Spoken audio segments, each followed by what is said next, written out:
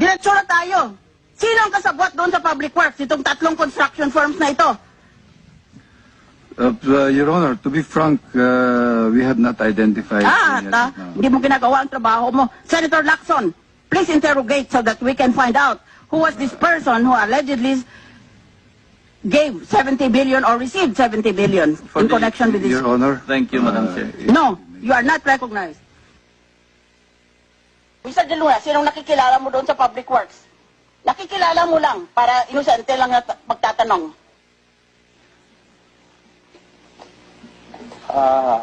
Dahil dyan po ako nagninegosyo, halos lahat po sila kakilala ko. Individual po lahat, halos kilala po namin. Alright, you are all stonewalling me. I am 63 years old. I was born 1945. I was not born yesterday. And I was RTC judge and awarded some of the highest awards for work in the judiciary. So siguro hindi naman ako napakagaga na sasabihin nyo sa akin, lahat yan kakilala ko. May mga kausap kayo doon eh. Pinagtatakpan ninyo.